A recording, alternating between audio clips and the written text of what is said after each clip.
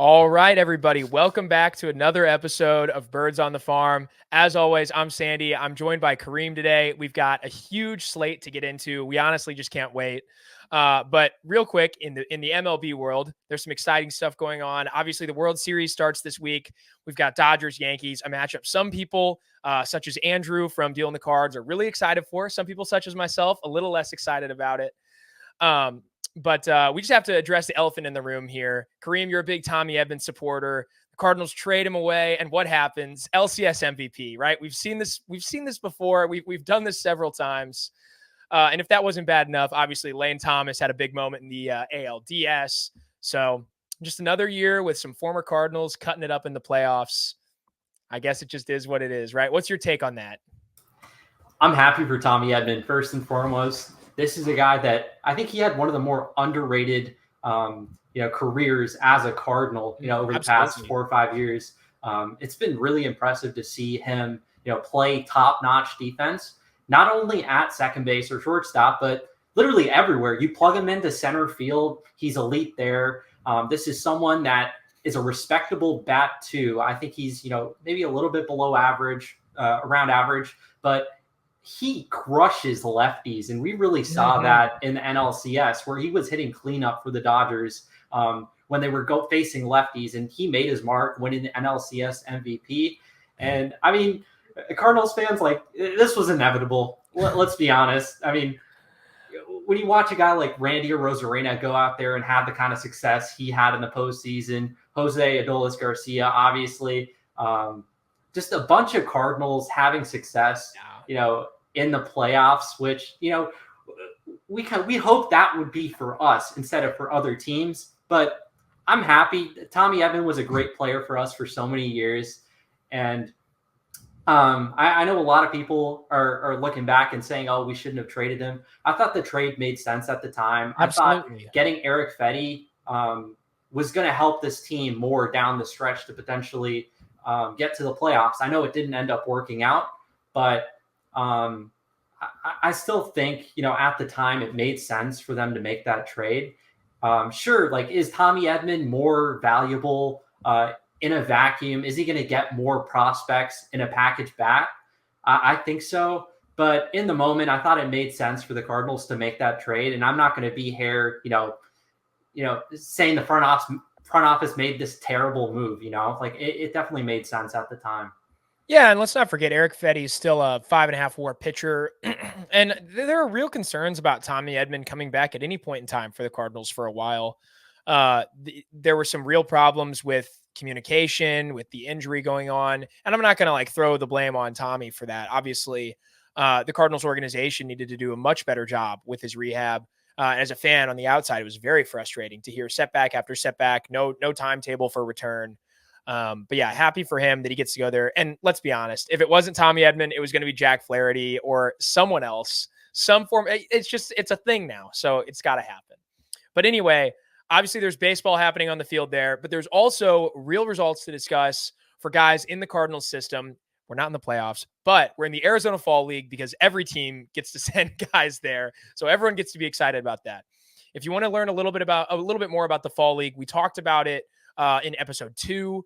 So go back and check that out. We made predictions for the Cardinals would send. And then in episode 3, our most recent one, we talked about who was down there. So now we've got a chance to analyze some real results. Kareem, I know there are a couple standout performances you want to discuss. So let's just get right into that right here. Yeah. So firstly, I just want to talk about Thomas Saggese. He's off to a hot start in the Arizona Fall League, slashing 400, 546, 700. I will say I wouldn't get too caught up in the stats. It's a small sample. He's not facing, elite competition by any means. So I wouldn't get too caught up in terms of just, results of these guys. But I mean, it's good to see that he's off to a hot start for the Glendale Desert Dogs. And the good thing about the Arizona Fall League this year, we've got baseball savant data for most of the games. So we were able to see that Thomas Saggese actually set a career high in max exit velocity with 110.8 mile an hour double. So it's always nice to have, the data presentable because, in the minor leagues, we only have it available at Palm Beach and AAA. So you don't always know, what a pitcher's arsenal looks like necessarily in terms of movement or how hard a hitter is hitting the ball consistently. So being able to see Thomas Saggese, set a career high in max exit velocity, it's really cool to see that, especially considering he played the whole season at AAA with StatCast. So we're dealing with a pretty big sample for him at least. And to see him go to the Arizona Fall League, already set a career high max exit velocity. This is someone that's already got the game power. Adding a little bit more raw juice could, potentially take him into, a level where, the power production's even improving from what we've seen. So I think that's encouraging. I mean, it is a small sample. We're dealing with a one batted ball sample. I wouldn't get too caught ahead on these things, but it's just, as a fan, it's really cool to see this kind of stuff. Yeah. But besides him, I'd like to highlight two other guys. Firstly, Matt Svanson. He's a guy that we've talked about previously on this podcast. He's someone that I think is one of the top relief pitching prospects in the organization right now. And like I was talking with Saggese, we really have access to this, StatCast data now. And for a guy like Svanson, who pitched all of his time this year at AA, where we don't have access to any of that information, we were able to see his pitch shapes. And I think something I found interesting with Svanson is we already knew about the sinker, that he gets a ton of depth, ton of arm side run on. We know about the slider, that he gets a ton of sweep on. Those two pitches have really catapulted him into being one of the top relief pitching prospects in the system. But we saw him talk about adding a cutter this year during the season, and we finally had the pitch data to really see it in action, because watching him during the season, I hadn't noticed that he added a cutter, but honestly, it's a perfect pitch for his arsenal, considering that this is someone who has, like I mentioned, a sinker that gets a ton of arm side run and a slider that gets a ton of horizontal break, sweep. So having that profile where you're just pretty much an east-west pitcher, you can face some problems against left-hand batters in his situation with being a righty. And just having a cutter, I think not only having a cutter, going to the Arizona Fall League, developing that pitch, it's a pitch that sits 90 to 92 miles an hour currently, with minimal arm side cut and around 9 inches of induced vertical break. So it's pretty much a gyro pitch that is in the middle of his two, extreme moving horizontal pitches. So having that bridge cutter to, play off those two pitches is just going to help his game more. I think in situations where he's dealing with left-handed batters, I think it's a pitch that he can use inside the lefties, get them jammed, and potentially set up a slider, back foot. So I think this cutter development, it's going to be huge for Svanson, because he did struggle facing lefties. And dating back to my report on him before the season, I thought that he was someone that, might face some struggles in situations against opposite-handed batters, just because of, that extreme moving sinker and slider where, lefties are, going to be in a good spot with him, not having like a gyro moving pitch to go against. Wow. They can just sit on the sinker or the sweeper, and it's just, and we saw that during the season. I mean, 342, 440, 500 slash line against lefties. It was really his Achilles heel on the season. So I think having that cutter to potentially use against lefties, having it as a bridge pitch for his sinker and slider, I think that's going to be huge for his development. And it's something that, entering the season, I was really clamoring for him to add it. So for it to, come to fruition, and for us to see it in the Arizona Fall League in game action with the pitch specs, it's really cool. But besides Svanson, another guy that added a cutter, and he actually debuted this cutter in the Arizona Fall League.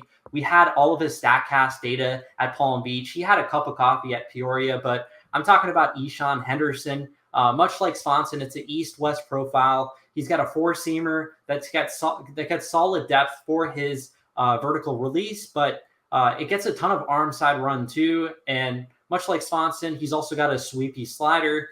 He also does throw a changeup, so I have less concerns about him facing righties. But having that cutter, like I said, with Svanson as a bridge pitch, The Cardinals have added a ton of cutters this season. You look at the major league level with a guy like Matthew Liberatore or even Michael McGreevy, who's got that cutter that hasn't necessarily played well in a vacuum. If you just hone in on that pitch, and just look at its results on its own. But I think what it's done is help the sinker and slider play better as it is a bridge pitch for those two offerings.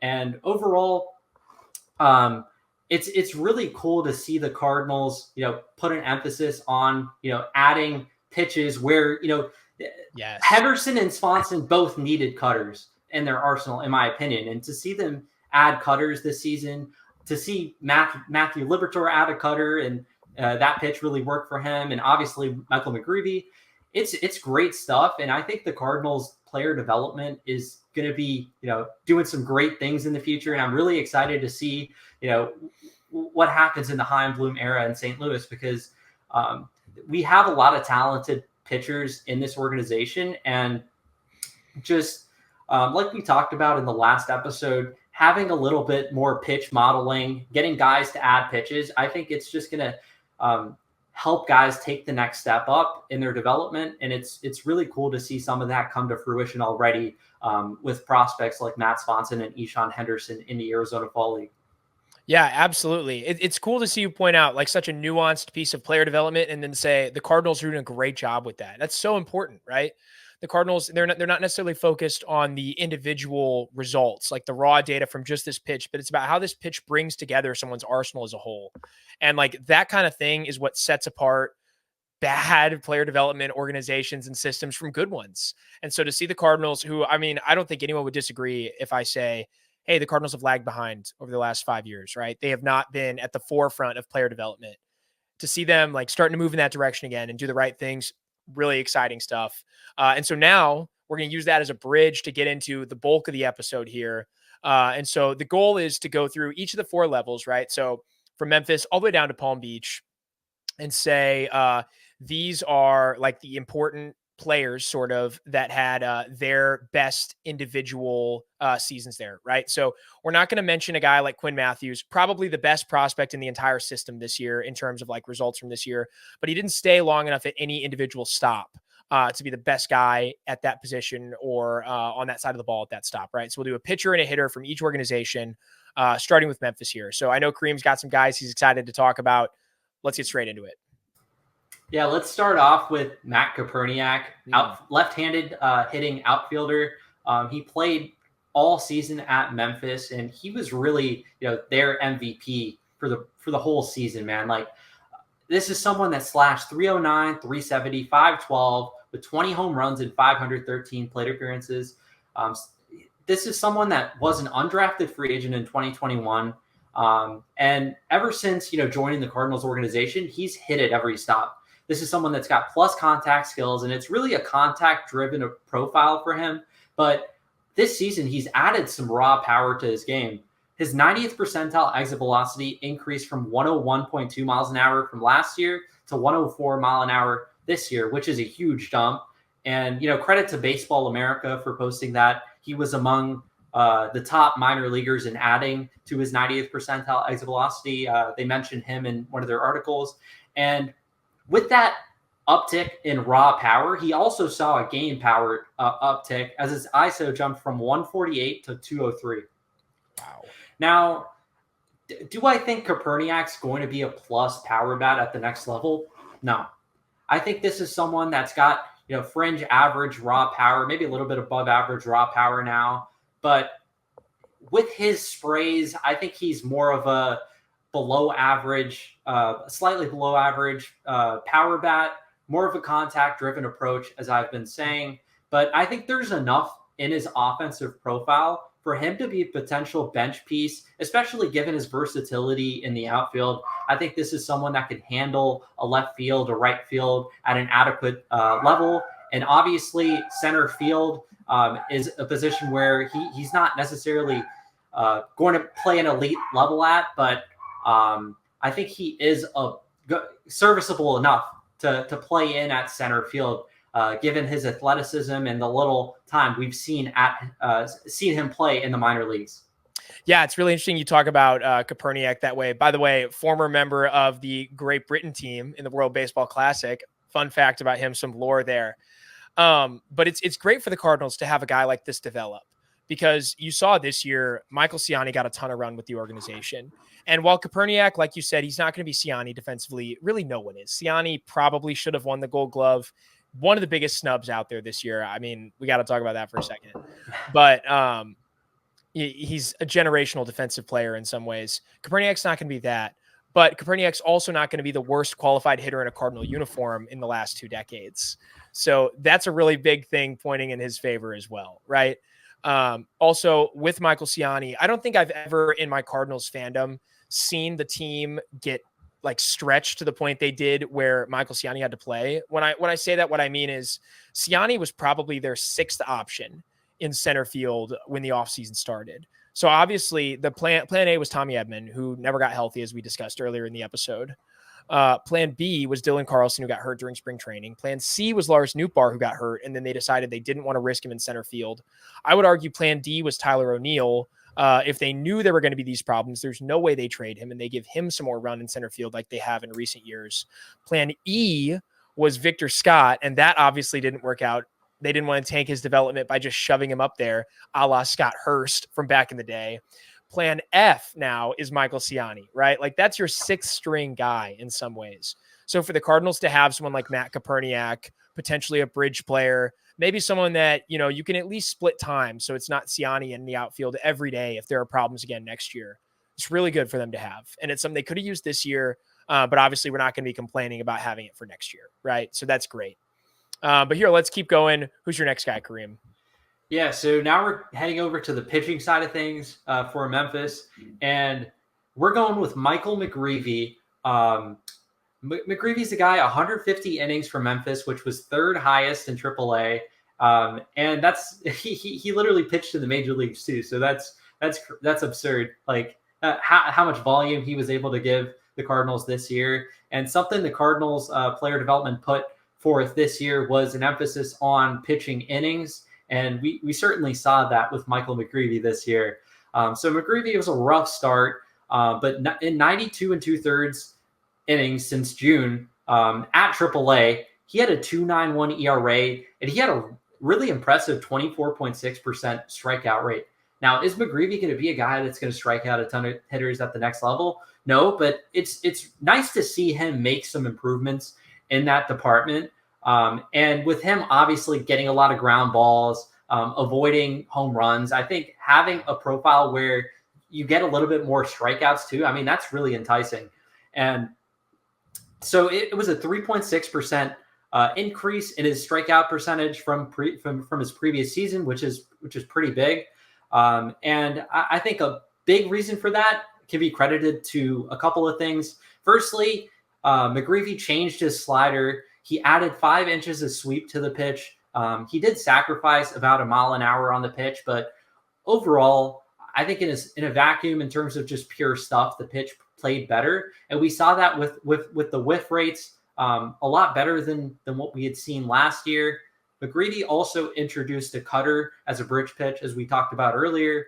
And that, while not being a great pitch in terms of results in a vacuum, I think it did help his sinker and slider play up a little bit more.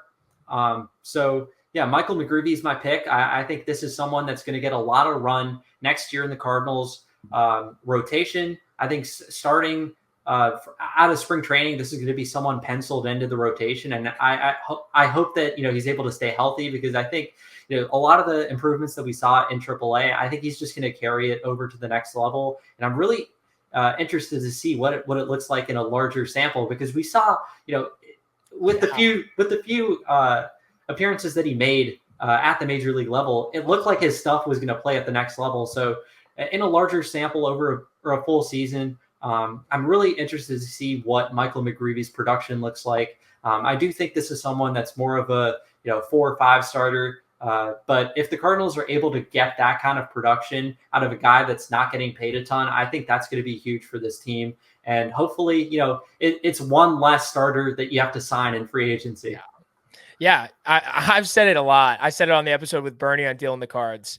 why pay for bad pitching when you can get bad pitching for free, right? That's the life hack the Cardinals don't seem to understand.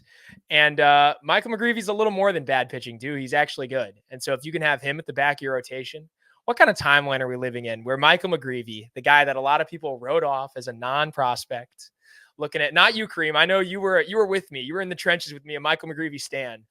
But we're living in this timeline where 6 months in advance, we're already penciling him in with a role in the opening day rotation. Come on. Very excited about what he brings to the table. But we're going to take a quick break in the action here. We just want to thank one of our sponsors, 314 Sports Cards. 314 is located at 9640 Olive Boulevard in Olivet, Missouri. And it's open 10 to 5 Monday through Friday and 9 to 4 on Saturday. If you're interested in trading cards, 314 buys, sells, and trades all sorts of sports cards, Pokemon cards, some other tradable cards as well. They have the newest selection of packs, boxes, and single cards. Whether you're looking for local players, I know Andrew from Dealing the Cards has an Irving Lopez rookie auto he's pretty proud of, or stars from around the league, like the guys playing in the World Series this week. They've got everything you could possibly be looking for. So please go in. They're awesome. The guys there are great. And tell them we sent you. So yeah, go give them a look. They really do some great stuff. Now jumping back in here, we're going down from Memphis down to Springfield. So let's talk about who was our position player of the year in Springfield. Our position player of the year at the AA level is going to be Jimmy Crooks, catcher, left-hand hitter. Crooks slash 321, 410, 498 on the year for a 156 WRC plus, 56% above league average. I mean, that's just crazy stuff from a catcher, especially, and not just a catcher that can play pretty good defense as well. Now, Crooks is a guy that we've talked about it before. He's just someone that excels at hitting line drives. And when you hit line drives, you're going to have good results on balls in play. Jimmy Crooks ranked 4th best in minor league baseball in line drive rate, and he had a lower pop-up rate than all of the guys ahead of him, and it wasn't even close. It was by a lot. This is someone that's going to consistently hit the sweet spot of the bat, avoid mishits, and overall going to be a guy that projects to hit for a pretty high average at the next level. He made improvements against lefties this year. I have no problems him facing righties. I think this is already, the Cardinals' best offensive threat in their organization in terms of purely hitting right-hand pitching. But seeing him make some improvements in terms of hitting lefties, it is a small sample. I'm not sure we can expect him to have that level of success, especially facing major league pitching. Sure. But I think this is someone that's got a great bat, man. Like, that's really the calling card for him. He's going to be able to hit right-hand pitching at the next level. He had a 390 BABIP this year. And while a lot of people might look at that as a red flag, as we've talked about, like, Crooks, when he's going to hit, when Crooks hits the amount of line drives he does, avoids the amount of pop-ups he does, he's just going to put himself in situations where the balls and plays are going to find holes. And that's exactly what we saw this year for Crooks and what we've seen his entire career, to be honest. So I think Crooks, great contact bat, someone that's going to make a lot of someone that's going to hit a lot of line drives. And I think he projects to be a platoon bat, hitting against right-hand pitching and playing pretty solid defense as well. It's to be seen what to make with his, the amount of production he's going to do against lefties. I do still have some concerns, even though he did improve in that category this year. But at the very least, when you're looking at a guy that's going to hit an above average clip against righties, play some solid defense at the catching position, I think that's a really valuable player. It's awesome. Yeah, I mean, there's just so much catching depth in this system, and we're going to talk about more of them later. Just a little hint at what's to come. But on the pitching side, I know there's another guy you're excited to talk about. Yeah, we're going with Tink Hence as our pitcher of the year at the Springfield level. Tink Hence had a 2.71 ERA in 79 2/3 innings this year. He had a crazy 34.1% strikeout rate. And despite that, I mean, he was able to limit walks as well, only at 8.1% walk rate, limited home runs. Hence is a guy that really took a step up in terms of performance when we did see him. pitch at Springfield. He also added an effective gyro slider this year. He previously threw a 2-plane breaker that got depth and decent amount of horizontal, but the pitch really blended in with his curveball. Now with the gyro slider, he's really got 2 distinct breaking pitches. And I do think that slider played pretty well this year. The whiff rates on it are solid.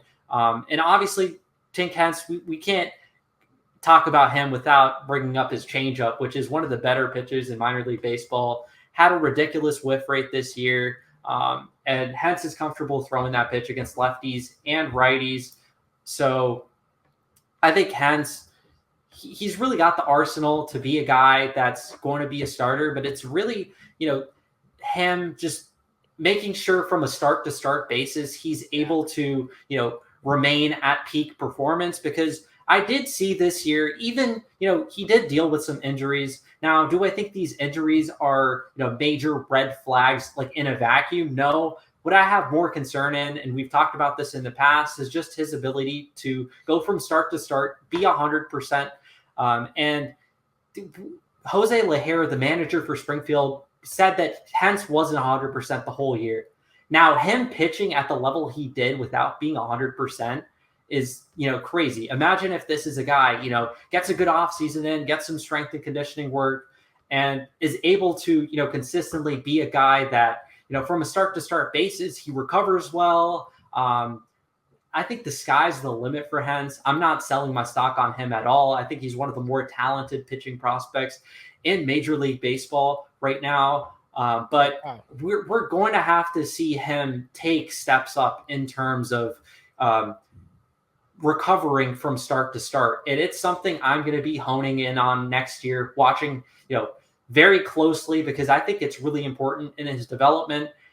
If he's unable to, successfully, do this, I think he probably does have a future in the bullpen. Now, like I've seen some people throw around in social media, move Hence to the bullpen. Oh, Hence, trade Helsley and move Hence to the closer. No, you keep Hence in the rotation. This was his first year really building up to 100 pitches. So I think getting the offseason working more on that strength and conditioning, and hopefully, next season he can recover better from start to start. We're looking at a guy that could be a really good starting pitcher for the Cardinals for a long time. And yeah, that's really what I got to say for Tink Hence. Yeah, I mean, like you said, the concerning thing is just the workload of a big league starter. Hence, like you said, is the arsenal to be like an ace, front of the rotation type. But will he ever consistently pitch into the 7th or the 8th, a la Garrett Cole or Zach Wheeler or these other big aces? And right now we're leaning towards no. But like you said, with a guy this talented and this athletic, it's really hard to count that out. So hopefully he makes some changes, whether that's to recovery or pregame or whatever it has to be, where we can then start to see that out of him. But really excited. Like you said, again, one of the most talented prospects in all of minor league baseball. He's got one of the best arsenals top to bottom. There's really not a bad pitch in there. But dropping down now from Springfield down to high A at Peoria. Who are we going to talk about here as position player of the year for Peoria? Sandy, we've got another catcher to talk about. Yeah. Yes, we do. It's 20-year-old switch hitting catcher Leonardo Bernal. And man, Bernal is a guy that's just super advanced for his age. When you're able to get to Double-A at 20 years old, the way he's done, get to the Arizona Fall League, it's really impressive to see him, perform at a high level despite being so young. At Peoria this year, he slashed 270, 343, 419, 419 slug for a 120 WRC plus, so 20% above league average for the 20-year-old, which is pretty cool.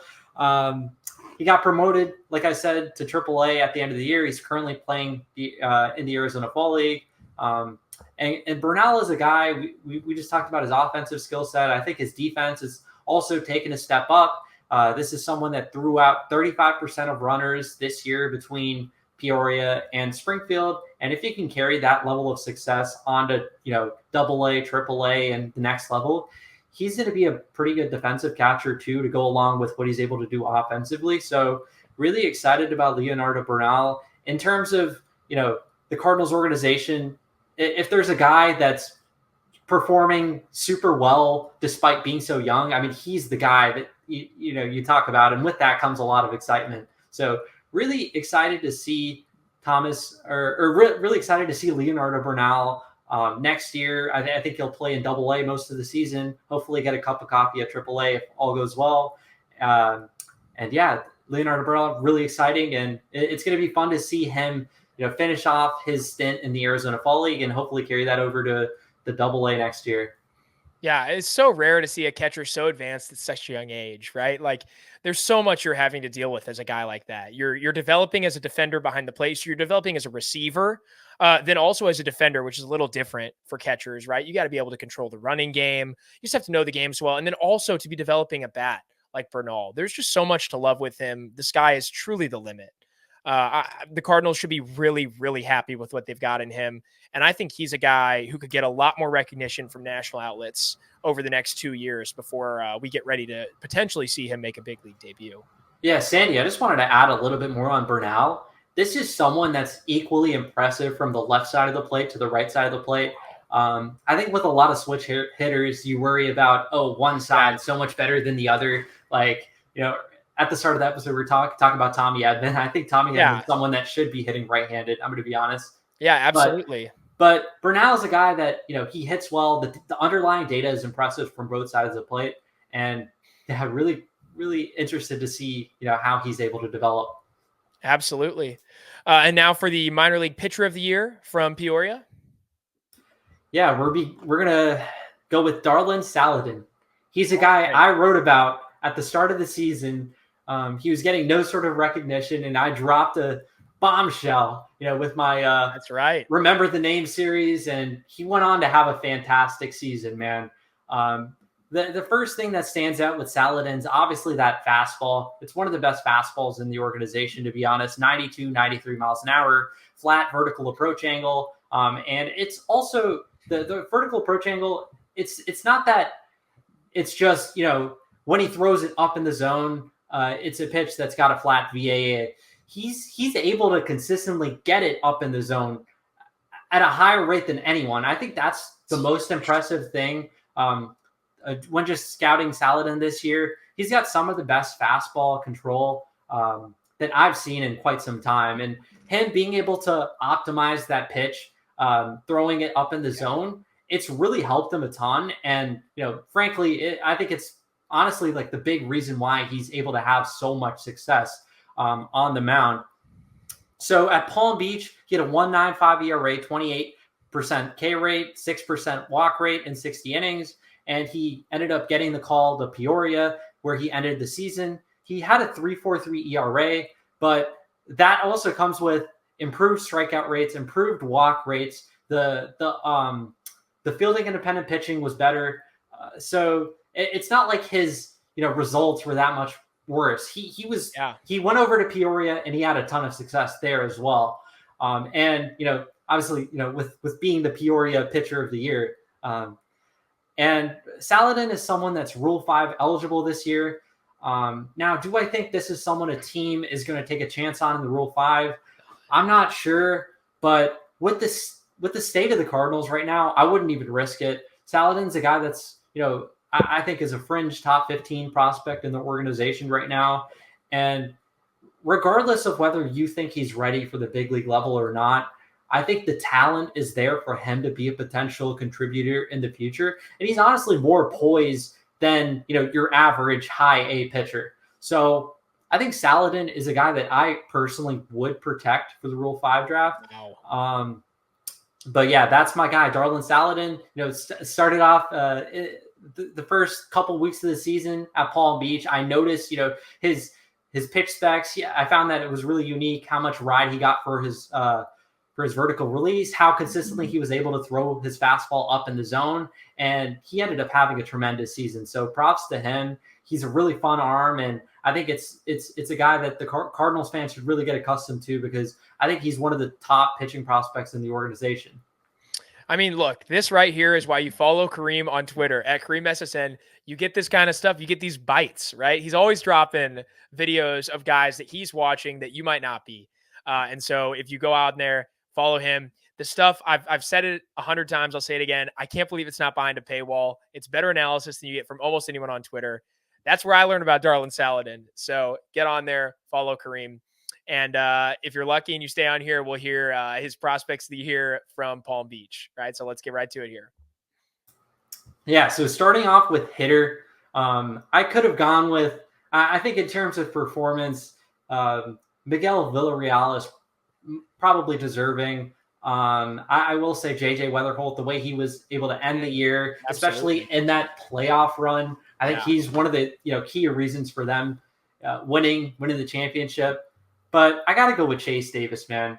I think Chase Davis, he had a stretch in June where he slashed 333, 464, 683. And I think in that month, that was some of the most impressive stints I've seen for a Cardinals minor leaguer in quite some time.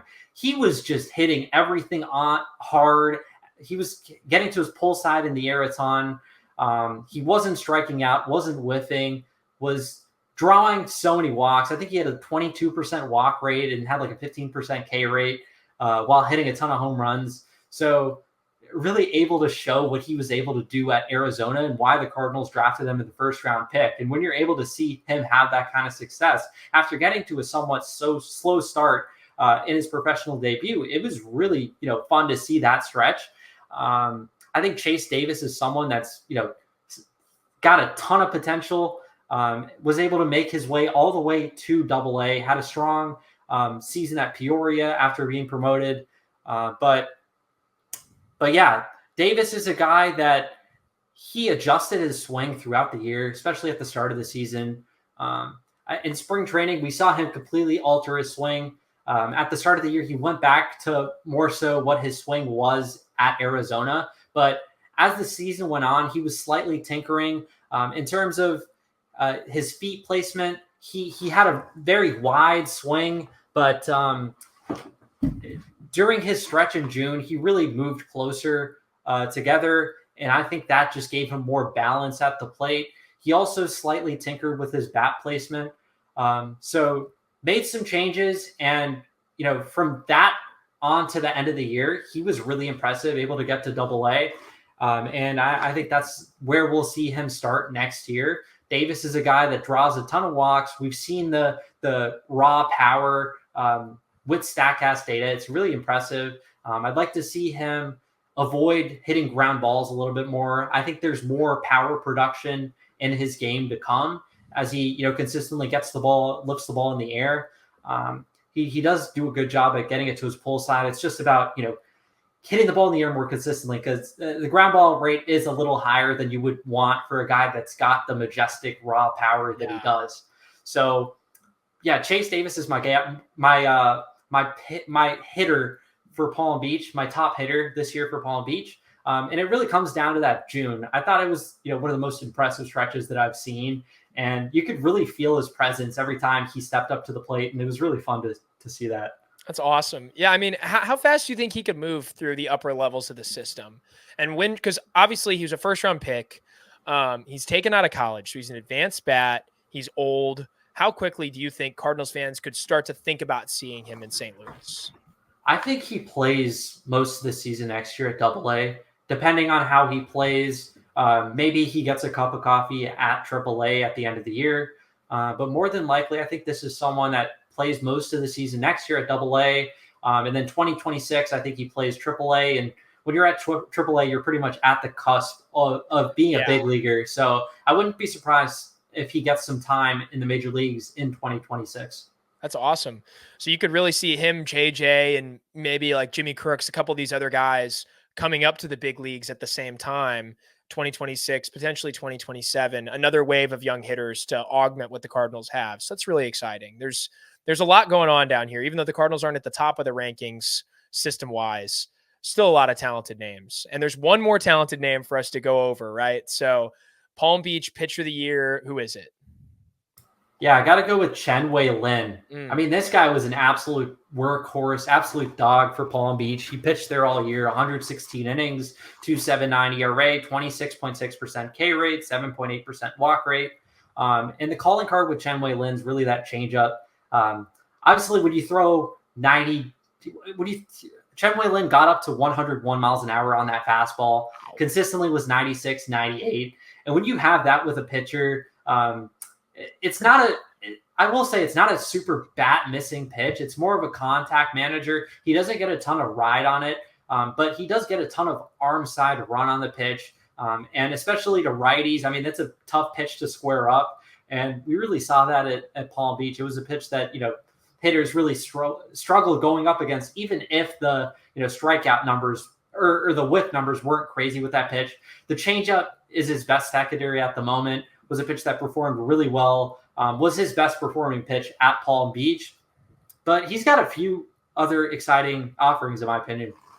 He's got a slider that I think could add some velocity. It's mid 80s right now. I think if we can get it closer to 87, 88 on a more consistent basis, I think that would be good. It's a gyro slider, but he does get a little bit of arm side run on the pitch on average, which is pretty unique.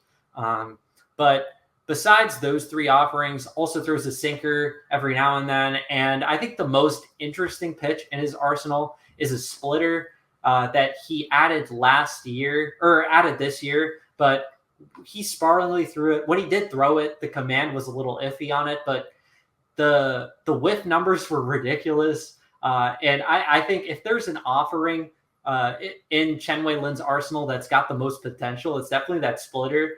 And I think it'll be fun to see him continue to develop that pitch, because I think it has a lot of potential if he can start, utilizing it more, finding a little bit more command. Chen Wei Lin's a guy that last year we saw a little bit of him at Palm Beach. He was absolutely wild. We saw the stuff. We saw why the Cardinals went and signed this guy internationally, but he hadn't put it. It was a small sample, but it seemed like this guy was just going to be another one of those, pitchers that throws hard, but is just wild and never going to command the zone. And in the offseason, he really worked to refine his mechanics for a more repeatable delivery. And we really saw the fruits to that labor this year, where he only had a 7.8% walk rate. And when you're able to, live inside the strike zone as much as he did with the, amount of velocity he pitches with, the kind of stuff he has, I think that's really impressive. Now, is his command inside the strike zone particularly great? No, I think it's really a control over command profile. I think when you look at his heat maps, this is someone that was really sitting in the middle of the zone. So you would like to see him, be on the corners a little bit more consistently. But besides that, I think he's got a ton of talent. Chen Wei Lin, one of the more exciting arms in the system when you're able to throw that hard, 101 miles an hour. I mean, you can't teach that, Sandy. It's insane. That's the type of velocity the Cardinals need. And they've had so many pitchers that are lacking that upside because they don't have fastballs like that, So obviously this is a guy we're super excited about.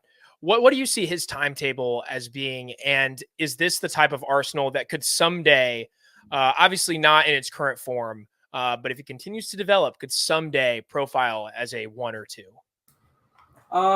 Sandy, I'll push back on that a little bit. I don't know about 1-2. I don't think it's fair to expect anyone to be a 1-2. Sure. I don't think you can expect Tink Hence to be a 1-2. I don't think you can expect Quinn Matthews to be a 1-2. It's just, extremely tough to be that in this day and age. I don't even think his stuff is on par to be a potential 1-2. I think it's closer of a mid rotation arm. The secondaries are going to have to come along for him. Obviously, he has that changeup right now, but I think the gyro slider is going to need to take a step up. Obviously, the splitter that he added, I think it's a fascinating pitch. Sure. Because the fastball, like I said, Sandy, a little concerned how it's going to play at the next level. It's a pitch that certainly played at Palm Beach, but the profile of it, other than velocity, isn't great. Doesn't get a ton of ride. Has a ton of horizontal break, but like we were talking about earlier, against opposite hand batters, you kind of worry a little bit. So we'll see with Chen Wei Lin. I'm not sure what the timetable is. This is someone that's still far away. Sure. So I think the biggest thing with him is going to be continuing to work on those secondaries. I think the splitter, like I've been saying, I want him to throw that pitch more, because when he's thrown it, I think, it's just been absolutely silly. So, that's what I got on Chen Wei Lin. Wow. I mean, there's just like we said before, there's a lot of talent in this system. Sometimes you have to dig and you have to look pretty closely to see it. They're not necessarily popping up on top 100 lists, although some of these guys like JJ Weatherholt, Tink Hence, Quinn Matthews, their names are all over the place. But when you have a guy like Kareem who's got this talent in evaluation, you can really start to dig in. And so there you have it. That's the Birds on the Farm, top hitter and top pitcher from each level. Also, a little earlier, if you missed the beginning of the episode, we did some AFL talk. So definitely go check that out. But yeah, thanks for joining us, everyone. We've got some really exciting stuff cooking. I don't know how you feel about teasing some of it, Kareem. Maybe just sprinkle a little bit in there. It's pretty exciting what we're working on here. Yeah, I mean, let's not get into specifics, but sure, not yet. I think we're looking at one of the Cardinals' top prospects in the organization, getting interviewed on Birds on the Farm. So be on the lookout for that. Yeah, I mean, like we said, this is a new podcast, but we've got a lot of stuff that we're really excited to share with you, especially as we get into the off season. So once we can kind of get past the major league season, when the World Series ends, attention's going to turn a little bit more internally. We'll be able to evaluate hopefully some guys coming into the organization, leaving the organization. There'll be a lot to talk about in the next few months between now and opening day. So baseball's gone, but we're not. So stay with us. Stay tuned this offseason. Like Kareem said, potentially one of the top prospects in the system coming on. And that's just the tip of the iceberg with what we're going to be cooking up this winter. So thanks everyone for watching another episode of Birds on the Farm. We'll see you guys next time.